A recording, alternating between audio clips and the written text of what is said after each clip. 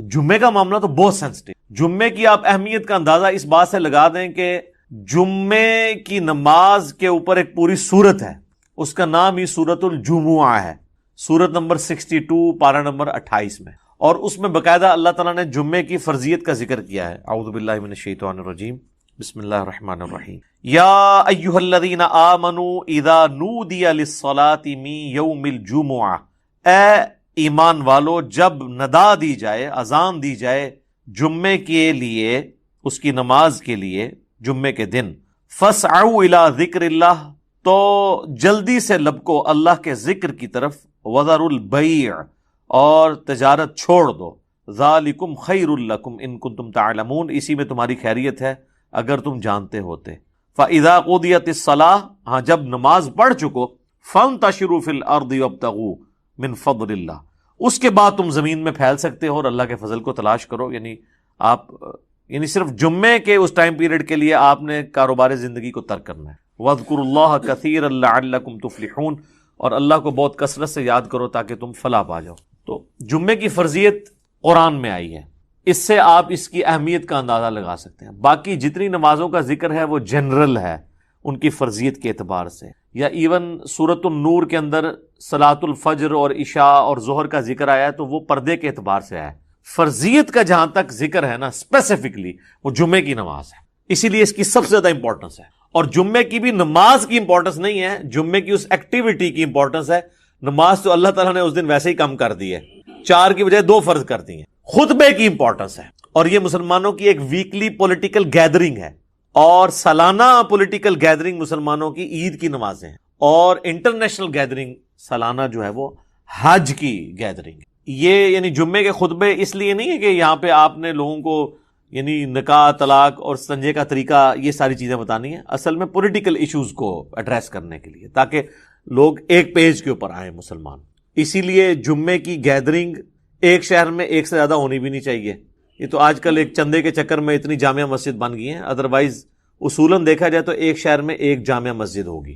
ایران میں آپ چلے جائیں، تہران میں ایک جگہ جمعہ ہوتا ہے اور 15 سے 20 لاکھ لوگ ایک جگہ جمعہ پڑھ رہے ہوتے ہیں، اور ایران کا پریزیڈنٹ جمعے کا خطبہ دیتا ہے. یہاں پہ بھی ہمارے پرائم منسٹر کو فیصل مسجد میں خطبہ دینا چاہیے. تو آپ دیکھیں پھر کس طریقے سے قوم ایک جگہ جمع ہوتی ہے. ہم تو ایک قوم بھی نہیں اسی وجہ سے. بہرحال یہ الگ سے ایک ٹاپک ہے. جمعے کی فرضیت کے اعتبار سے سورۃ الجمعہ کافی ہے. بخاری اور مسلم دونوں میں حدیث ہے، نبی صلی اللہ علیہ وآلہ وسلم نے فرمایا کہ اگرچہ ہم سب سے آخر میں آئے ہیں لیکن قیامت والے دن ہم سب سے سبقت لے جائیں گے، یہود و نصارہ سے بھی. پھر نبی علیہ السلام نے اس کی ریزن بتائی کہ اللہ تعالیٰ نے جمعے کا دن یہودیوں پر پیش کیا، انہوں نے اس کی قدر نہیں کی، انہوں نے ہفتے کا دن اپنے لیے چوز کر لیا. پھر نصارہ پہ پیش کیا، انہوں نے اس کی قدر نہیں کی، اور اتوار کا دن انہوں نے چوز کر لیا. پھر اللہ نے ہماری رہنمائی کر دی جمعے کے دن کے لیے. اچھا، نبی علیہ السلام نے اس کو اللہ کی طرف منسوب کیا کہ اللہ نے ہمارے لیے رہنمائی مقرر کر دی کہ ہم جمعے کی طرف متوجہ ہوئے. اور پھر نبی صلی اللہ علیہ وآلہ وسلم نے فرمایا کہ قیامت والے دن، یعنی اس جمعے کے دن کے تحفے کو ایکسیپٹ کرنے کی وجہ سے قیامت والے دن ہم سبقت لے جائیں گے، یعنی سب سے پہلے جنت میں جانے والے نبی صلی اللہ علیہ وآلہ وسلم کے امتی ہوں گے انشاءاللہ تعالی. اللہم اجعلنا منہم آمین.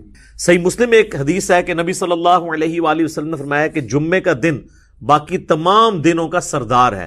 اسی دن آدم علیہ السلام پیدا ہوئے، اسی دن وہ جنت میں داخل کیے گئے، اسی دن جنت سے نکالے گئے، اور اسی دن قیامت قائم ہوگی. ایک اور حدیث ہے بخاری اور مسلم دونوں میں، نبی صلی اللہ علیہ وآلہ وسلم نے فرمایا کہ جمعے کے دن ایک گھڑی، ایک لمحہ ایسا آتا ہے کہ اس گھڑی میں جو اللہ سے خیر مانگی جائے نا، اللہ تعالیٰ وہ خیر عطا فرما دے. اچھا، اس میں اب مختلف اقوال ہیں. بہرحال صحیح مسلم میں ایک حدیث ہے کہ نبی علیہ السلام نے فرمایا کہ یہ جو قبولیت کی گھڑی ہے نا، یہ خطیب کے منبر پر بیٹھنے سے لے کر نماز جمعہ کے ختم ہونے تک ہے. اس دوران یہ ایکٹیویٹی ہے، یعنی ایک گھڑی ایسی آتی ہے جو قبولیت کا وقت. ویسے پبلک میں مشہور ہے کہ وہ 2 خطبوں کے درمیان وہ بھی ہو سکتا ہے، اس کے علاوہ بھی نماز کا بھی وقت ہو سکتا ہے جس میں آپ اللہ کی طرف رجوع لاتے ہیں. اس لیے آپ دیکھیں کہ بخاری اور مسلم دونوں میں حدیث ہے، نبی صلی اللہ علیہ وآلہ وسلم نے فرمایا جو جمعے والے دن سب سے پہلی گھڑی میں آتا ہے اسے اونٹ نحر کرنے کا ثواب دیا جاتا ہے، جو اس کے بعد آتا ہے اسے ایک گائے ذبح کرنے کا ثواب، جو اس کے بعد آتا ہے اسے ایک بھیڑ یا بکری ذبح کرنے کا ثواب، جو اس کے بعد آتا ہے اسے ایک مرغی ذبح کرنے کا ثواب، اور جو بالکل اینڈ پہ آتا ہے اسے انڈا صدقہ کرنے کا ثواب. اور پھر اس کے بعد الفاظ ہے کہ اس کے بعد فرشتے رجسٹر بند کر دیتے ہیں جب خطیب ممبر پہ چڑھ جاتا ہے. یعنی یہ ساری گھڑیاں خطیب کے ممبر پہ چڑھنے سے پہلے ہیں. اور پھر فرشتے جو ہیں وہ بھی الذکر سننا شروع کر دیتے ہیں. الذکر یعنی جو خطیب خطبہ دے رہے ہیں، بشرطے کہ وہ ذکر ہو، کہانیاں نہ ہو. الذکر تو پھر سر یہی ہے، انا نحن نزلنا الذکر وانا لہ لحافظون. صحیح مسلم میں حدیث ہے کہ نبی علیہ السلام کے جمعے کا خطبہ جو ہے وہ قرآن ہی ہوا کرتا تھا. 4 حدیثیں اوپر تلے. ایک صحابیہ کہتی ہے کہ میں نے حضور علیہ السلام سے جمعے کے خطبے میں اتنی دفعہ سورہ قاف جو پارہ نمبر 26 میں آتی ہے سنی کہ مجھے زبانی یاد ہو گئی. اب ہر جمعے میں وہ ظاہر تذکیر والی صورت ہے تو وہ الذکر سننا شروع کر دیتے. اور پھر اس کے بعد جو آتا ہے نا، پھر اسے نارمل صرف نماز کا ثواب ملتا ہے، جو ایکسٹرا آرڈنری ثواب ہے نا جمعے کا وہ ختم ہو جاتا ہے. اچھا، اسی حدیث میں الفاظ ہیں کہ جو پہلی گھڑی میں آئے اس کے لیے ثواب. پھر اس میں نبی علیہ السلام نے یہ بھی فرمایا کہ پھر جتنا مقدر ہو تم نماز ادا کرو. یعنی جمعے سے پہلے آپ 2 4 6 8 10 جتنی مرضی نفلی رکعتیں پڑھ سکتے. اچھا، اس میں ایک حدیث ضعیف بھی پیش کی جاتی ہے ابو داؤد کی کہ جمعے والے دن مکروہ وقت کوئی نہیں ہوتا، وہ روایتی کمزور ہے. اس کا تو آپ نے بہرحال خیال رکھنا ہوگا. وہ جو 5-7 منٹ ہوتے ہیں جب سورج اپنے ٹریک میں بالکل سینٹر میں ہوتا ہے، جسے آپ زوال کہتے ہیں، وہ زوال نہیں ہوتا، وہ ضحبہ کبریٰ ہوتا ہے. زوال آفتاب تو کہتے ہیں آپ ظہر کے وقت شروع ہونے کو ہے، سورج گرنا شروع ہو جائے مغرب کی طرف. سینٹر سے ذرا سا ہٹے گا تو مکروہ وقت ختم ہو جائے گا. ایگزیکٹ سینٹر میں آپ سمجھ لیں وہ جو 5-7 منٹ ہیں وہ مکروہ وقت ہے. اس سے پہلے بھی آپ نفلی نماز پڑھ سکتے ہیں، اس کے بعد بھی ایگزیکٹ اس وقت نہیں پڑھ سکتے. تو جتنی مقدر ہو پڑھو. البتہ بخاری اور مسلم میں حدیث ہے کہ جب خطیب جو ہے وہ خطبہ دے رہا ہو نا تو پھر آپ نے 2 رکعتیں پڑھنی، اور اس وقت تک نہیں بیٹھنا جب تک وہ 2 رکعتیں نہ پڑھ لیں. یہ جمعے کے دن کا پروٹوکول ہے، عام نمازوں کے لیے نہیں ہے. اور 2 سے زیادہ پھر نہیں پڑھنی جب خطبہ شروع ہو جائے، کیونکہ اصل مقصد تو خطبہ سننا ہے. اور اگر خطبہ شروع نہیں ہوا تو صحابہ کا جو معمول ہے وہ کم از کم 4 رکعتیں تھی جمعے سے پہلے، کم از کم 2 تو پڑھنی پڑھنی ہے. اور بعد میں صحیح مسلم میں آتا ہے کہ جس نے جمعے کے بعد نماز پڑھنی ہے وہ 4 رکعتیں پڑھے. 2 کر کے بھی پڑھ سکتے ہیں اور اکٹھی 4 بھی پڑھ سکتے ہیں، دونوں طریقے سے ثابت ہے. تو یہ جمعے کی رکعتیں میں نے بتا دی، یعنی ٹوٹل کتنی ہوئی؟ 8. 2 سنتیں پہلے، 2 فرض اور 4 سنتیں بعد میں. اور اگر آپ نے پہلے 4 سنتیں پڑھنی ہیں پھر 10 ہوگی. تو نبی صلی اللہ علیہ وآلہ وسلم نے یعنی یہ ترغیب دلائی ہے کہ جمعے والے دن خطیب کے ممبر پہ چڑھنے سے پہلے پہنچ جائیں. اب حنفیوں کی چونکہ تقریر انہوں نے لادہ کر لی ہوئی ہے تو حنفیوں کے لیے یہ نہیں ہوگا کہ عربی خطبہ سننا ہوگا. وہ بھی جب ممبر پہ خطیب چڑھتا ہے نا اردو خطبے کے لیے تو اس کے بعد رجسٹر ان کے بند ہو جائیں گے. اب چونکہ انہوں نے اپنے پبلک کو پڑھایا ہوا ہے کہ یہ تقریر جو ہے یہ لادہ سے ہے، اصل عربی کے خطبے ہوتے ہیں، پھر لوگ کہتے ہیں پھر اصل ہی آگے سنیں گے جو ہمیں بھی سمجھنا ہے. اور معذرت کے ساتھ جو پڑھ رہے ہوتے ہیں ان کو بھی نہیں سمجھ ہوتی کہ وہ پڑھ رہے کیا ہیں. حقیقت بات ہے، کئی جو ائمہ ہیں آپ ان سے کہنا یہ جو تم نے عربی خطبہ پڑھا اس کا ترجمہ بتاؤ کیا ہے. تو جب پڑھنے والے کو بھی نہیں پتا تو سننے والے کو کیا پتا ہوگا. اس لحاظ سے اہل حدیث نے یہ ٹھیک کیا ہے کہ انہوں نے خطبے تو 2 ہی رکھے اور اللہ کی حمد اور درود کو عربی میں رکھا، باقی انہوں نے جو واعظ اور تقریر جو مقصد تھا تذکیر کرنا اسے اپنی نیٹو لینگویج میں کر دیا، اردو کے اندر، انگلش کے اندر. یہی طریقہ ٹھیک. تو حنفیوں نے وہ تقریر ایک تیسرا خطبہ ایڈ کر دیا اور وہ بھی پھر بیٹھ کے شروع ہو گیا. حالانکہ خطبہ تو کھڑے ہو کے ہوتا ہے جمعے کا، بیٹھ کے تو آپ دے نہیں سکتے. اور اس میں آپ نے سہارا لے کے کھڑا ہونا ہے. وہ کھڑا سہارا ہو کے اس لیے ہوتا ہے کہ تقریر تھوڑی لمبی ہو تو آپ مطلب سہارا لے سکیں. انہوں نے بیٹھ کے خطبہ شروع کر دیا تو یہ بھی ایک خلاف سنت چیز ہے. بہرحال جمعے کی نماز کی امپورٹنس اس حوالے سے آپ نے ذہن میں رکھنی ہے. باقی جمعے میں جمعے کی نماز اور اس کی تقریر کے علاوہ 2 اعمال ایسے ہیں جو اسپیسیفکلی اہمیت کے حامل ہیں. المستدرک الحاکم میں صحیح سند سے یہ حدیث ہے، مشکات کے اندر بھی موجود ہے، کہ جو شخص سورۃ الکہف کی تلاوت کر لے جمعے کے دن تو اگلے جمعے تک اس کے لیے ایک نور اللہ کی طرف سے مقرر ہو جائے گا. اور ابو داؤد میں ایک حدیث ہے، مشکات میں بھی ہے، سنن نسائی میں بھی، ابن ماجہ میں بھی، کہ نبی صلی اللہ علیہ وآلہ وسلم نے فرمایا کہ جمعے کا دن جو ہے یہ یوم مشہود ہے، یعنی اللہ کے حضور اعمال پیش ہونے کے اعتبار سے. اور اس دن آدم علیہ السلام پیدا ہوئے اور یہ تمام دنوں کا سردار ہے. تم اس دن مجھ پر کثرت سے درود پڑھو، تمہارا درود مجھ پر پیش کیا جائے گا. تو صحابہ نے عرض کیا اللہ کے محبوب علیہ السلام جب آپ فوت ہو جائیں گے اور آپ کی ہڈیاں مٹی میں مل جائیں گی، یہ الفاظ ہیں حدیث کے، کیونکہ اس وقت 295C اس طرح اپلائی نہیں ہوتی تھی، سوال پوچھ تو تب بھی آپ پہ درود پیش ہوگا. تو آپ نے فرمایا ہاں، ان اللہ حرم علی الارض ان تأکل اجساد الانبیاء، بے شک اللہ تعالیٰ نے حرام کر دیا ہے مٹی کے لیے کہ وہ نبیوں کے جسموں کو کھائے. تو درود مجھ پر اس وقت بھی پیش ہوگا. تو جمعے کا دن اسپیسیفکلی درود شریف کا دن بھی ہے. اللہم صلی علی محمد وعلی آل محمد. اب آ جائیں وہ جمعے کے تاریخ کے اعتبار سے. صحیح مسلم میں ایک حدیث ہے، نبی علیہ السلام نے فرمایا کہ لوگوں جمعہ چھوڑنے سے بعد آ جاؤ، ورنہ ایسا نہ ہو کہ اللہ تعالیٰ تمہارے دلوں پر مہر لگا دے. اور یہ مہر وہ ہے صم بکم عمی فہم لا یرجعون، ختم اللہ علی قلوبہم وعلی سمعہم وعلی ابصارہم والعیاذ باللہ تعالی. اور جامع ترمذی میں حدیث ہے جس نے مسلسل 3 جمعے چھوڑ دیے اللہ تعالیٰ اس کے دل پر مہر لگا دے گا. اچھا، اسی وجہ سے یہ پبلک مشہور ہے کہ 3 کٹھے نہیں چھوٹنے چاہیے. اندازہ کریں آپ، ان کو پتہ ہی نہیں ہے کہ یار مطلب صرف جمعہ ہی ہے مسلمان کے لیے، 3 نہیں چھوٹنے چاہیے. وہ کہتے ہیں نہیں، مسلم شریف میں حدیث ہے نا کہ ایک جمعے سے لے کر دوسرا جمعہ درمیان کے گناہوں کا کفارہ ہے. یعنی جو کام چک کے رکھو، جمعہ پڑھ لو، کام ختم. تو یہ پوری حدیث اس طرح نہیں ہے میرے بھائی، پوری حدیث اس طرح ہے اگر کبیرہ گناہوں سے بچا جائے تو ایک جمعے سے دوسرا جمعہ، اس تو بھی آسان کام، ایک رمضان سے دوسرا رمضان. شکر ہے تسی اے نہیں لے آیا جمعہ دے ہفتے بعد پھر اللہ کی بارگاہ.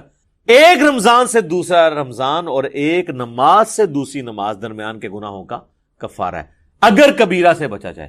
تو سب سے کبیرہ گناہ شرک کے بعد اگر کوئی ہو سکتا ہے تو وہ فرض نماز چھوڑنا ہے. تو اگر کبیرہ گناہ نہیں کیے، یعنی ایک جمعے سے لے کر اگلے جمعے تک کوئی نماز نہیں چھوڑی، پھر چھوٹے گناہ معاف ہوں. نماز چھوڑنے سے بڑا کون سا گناہ ہے؟ صحیح مسلم میں حدیث ہے بندے کے ایمان، شرک اور کفر کے درمیان فرق نماز ہے. جامعہ ترمذی میں حدیث ہے شقیق تابعی کہتے ہیں کہ صحابہ کرام صرف تارک الصلاح کی تکفیر کرتے تھے، جو نماز چھوڑنے والا نا اسے کافر سمجھتے تھے، اس کے علاوہ کسی گناہ کے اوپر وہ کفر کا فتویٰ نہیں لگاتے تھے. ابو داؤد ترمذی میں حدیث ہے جس نے جان بوجھ کے نماز چھوڑی گویا اس نے کفر کیا. یہ تو بڑا سینسٹیو معاملہ ہے، کفر اور شرک کے درمیان فرق جب نماز ہے. اور اس سے بھی بڑھ کر سورۃ الروم کی وہ جو آیت ہے منیبین الیہ، رجوع لاؤ اللہ کی طرف، وَأَقِیمُوا الصَّلَاةَ وَلَا تَكُونُوا مِنَ الْمُشْرِکِینَ، اور نماز کو قائم رکھنا، دیکھنا مشرکوں میں سے نہ ہو جانا.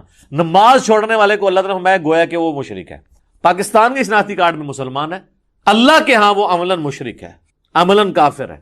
ہاں ٹھیک ہے، ہم عقیدے میں فتویٰ نہیں لگاتے، باقی اس کا اور اللہ کا معاملہ ہے. پھر سنن ابن ماجہ میں حدیث ہے ابو درداء اصحاب صوفہ میں سے ہیں، وہ کہتے ہیں کہ نبی علیہ السلام نے، بڑے پیارے الفاظ ہیں، میرے خلیل نے مجھے 3 وصیتیں کی. نمبر 1، اللہ کے ساتھ شرک نہ کرنا، خواہ تمہارے ٹکڑے ٹکڑے کر دیے جائیں یا تمہیں آگ میں جلا دیا. نمبر 2، کبھی نماز، فرض نماز نہ چھوڑنا، ورنہ اللہ کے ہاں تمہارا ذمہ. میں ہم پڑھتے ہیں وہ ہم بدل بدل کے پڑھتے ہیں، لیکن سورۃ الفاتحہ ایسی چیز ہے جو ہر رکعت میں پڑھی جاتی ہے. حتیٰ کہ صحیح بخاری اور صحیح مسلم کی متفق علیہ حدیث ہے کہ اللہ کے محبوب صلی اللہ علیہ وآلہ وسلم نے فرمایا لا صلاۃ لمن لم یقرأ بفاتحۃ الکتاب، جو نماز میں سورہ فاتحہ نہیں پڑھتا اس کی نماز ہی نہیں ہوتی. یہ اتنی اوبلیگیٹری چیز ہے. یہ بات بھی اس کی فضیلت کے لیے کافی ہے کہ یہ قرآن حکیم کی نمبر 1 سورت، اپنی ترتیب میں بھی مصحف کی اور اپنے فضائل کے اعتبار سے. قرآن حکیم کی یہ سب سے عظمت والی سورت ہے. اس کی سپورٹ میں صحیح بخاری میں ایک بڑی مشہور حدیث ہے کہ سیدنا ابو سعید ابن معلہ رضی اللہ تعالیٰ عنہ کہتے ہیں کہ میں ایک دفعہ مسجد نبوی میں نماز پڑھ رہا تھا تو اللہ کے محبوب صلی اللہ علیہ وآلہ وسلم نے مجھے آواز دی، تو میں چونکہ نماز میں مشغول تھا میں نے جانے میں تاخیر کر دی. تھوڑی دیر بعد میں پہنچا تو آپ صلی اللہ علیہ وآلہ وسلم نے فرمایا کہ میں نے تمہیں آواز دی تھی، تم کیوں نہیں آئے؟ تو انہوں نے کہا کہ میں نماز پڑھ رہا تھا.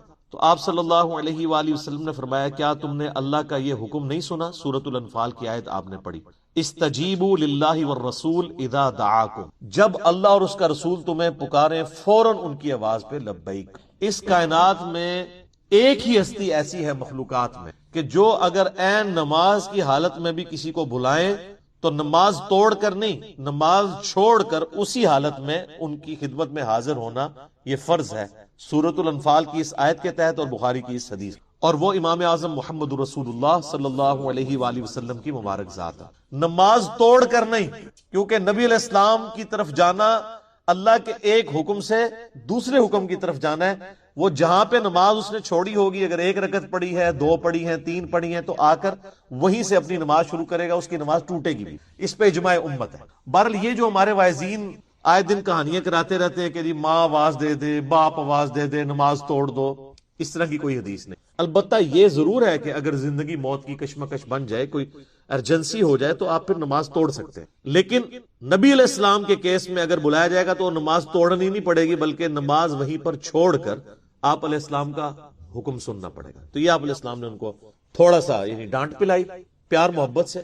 پھر آپ نے اس صحابی کا ہاتھ اپنے ہاتھوں میں پکڑا اور پھر فرمایا کہ میں اس مسجد سے باہر نکلنے سے پہلے تمہیں قرآن حکیم کی سب سے عظیم سورت سکھاؤں گا۔ آپ علیہ السلام کی عادت تھی کہ آپ اگر کسی کو تھوڑا سا بھی سختی سے پیش آتے تھے تو پھر اس کے ساتھ دل جوئی بھی فرمایا۔ اب ہاتھ پکڑے اور فرمایا کہ میں تمہیں نا ایک تحفہ دوں گا۔ وہ صحابی کہتے ہیں پھر تھوڑی دیر بعد جب ہم مسجد سے باہر نکلے تو مسجد سے نکلتے ہوئے میں نے نبی علیہ السلام سے کہا یا رسول اللہ اپنا وعدہ پورا کریں، آپ نے مجھے کہا تھا کہ آپ مجھے قرآن کی سب سے عظیم سورت تعلیم۔ تو آپ علیہ السلام نے فرمایا کہ وہ سورت ہے الحمدللہ رب العالمین، یعنی سورۃ الفاتحہ۔ اور پھر آپ علیہ السلام نے ساتھ ہی یہ سورہ ہجر کی آیت نمبر 87 بھی پڑھی کہ یہ وہ جو قرآن حکیم میں آیا ہے وَلَقَدْ آتَيْنَاكَ سَبْعًا مِّنَ الْمَثَانِ وَالْقُرْآنِ الْعَظِيمِ، یہ ہے وہ سورت جو قرآن حکیم میں اللہ نے مجھے عطا کی، جو 7 آیات بار بار دہرائی جاتی ہیں۔ اور پھر آپ علیہ السلام کے بخاری میں الفاظ ہیں یہ ام الکتاب ہے، یہ قرآن کی ماں ہے۔